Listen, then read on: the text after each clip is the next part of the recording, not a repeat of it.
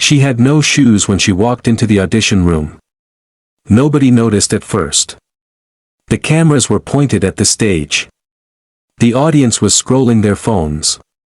Simon Cowell was leaning back in his chair, arms crossed, already looking bored.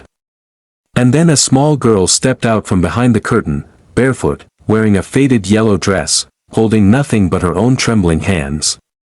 Her name was Amara. She was 13 years old.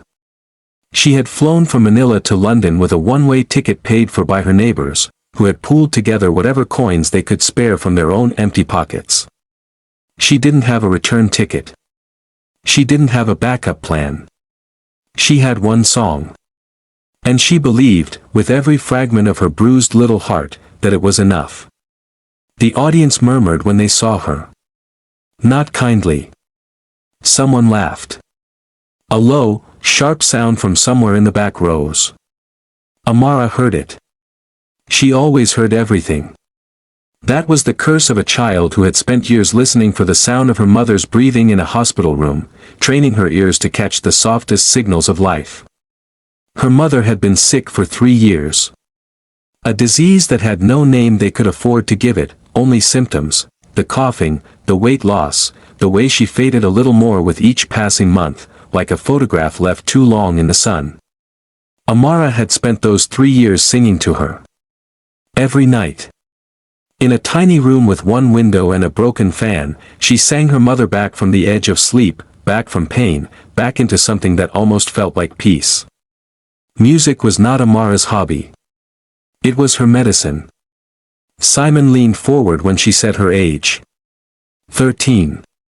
He repeated it like he hadn't quite heard correctly. She nodded. He asked where she was from. Manila. He asked what she did back home. She paused for just a moment, a pause that the entire arena felt, and then she said, quietly, that she took care of her mother. The arena went silent. Not polite silence. Not waiting silence. The kind of silence that only happens when thousands of people suddenly feel something shift inside their chest and don't have words for it yet. Amara looked out at the crowd. Then she looked at Simon. And she said the words that would break the internet before the night was over.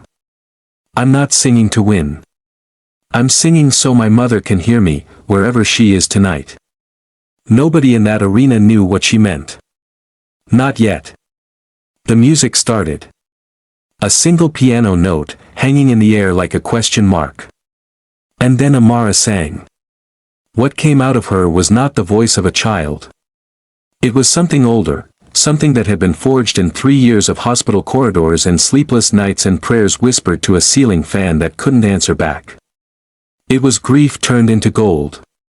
It was the kind of singing that doesn't come from training, it comes from surviving. By the second verse, a woman in the front row was covering her mouth. By the chorus, 3 of the 4 judges were visibly struggling. By the bridge, a moment so raw, so shatteringly honest that even the camera operators paused, Simon Cowell did something nobody had ever seen him do before on that stage. He stood up. Slowly. Not for applause. Just to stand. Just because sitting felt wrong in the presence of something that's sacred. The song ended. Amara stood there, breathing. Just breathing. And then the arena exploded. Not applause. Something louder than applause. The sound of thousands of people releasing something they'd been holding for too long. Joy and grief and recognition all at once, the universal human feeling of being seen.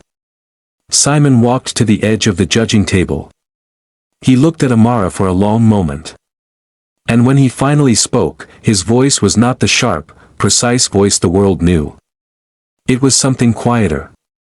Something real. He said, I've been doing this for 20 years. And in 20 years, I have never, not once, heard anything like that. He pressed the golden buzzer. Gold confetti rained down on a barefoot 13-year-old girl from Manila who had come with one song, no return ticket, and a mother she was singing home. What nobody knew, what the cameras hadn't been told, was that Amara's mother had passed away 4 days before the audition. Amara had flown to London anyway. Because her mother had made her promise to go. Had made her swear, from a hospital bed, that she would stand on that stage and sing. She didn't sing to win Britain's Got Talent. She sang to keep a promise. And in doing so, she made the entire world remember what music is actually for. Not for trophies. Not for fame. For the people we love. For the moments we can't hold on to. For the promise we make when we have nothing left to give but our voice. Amara went through to the finals. But she had already won something no competition could ever give her. She had kept her word.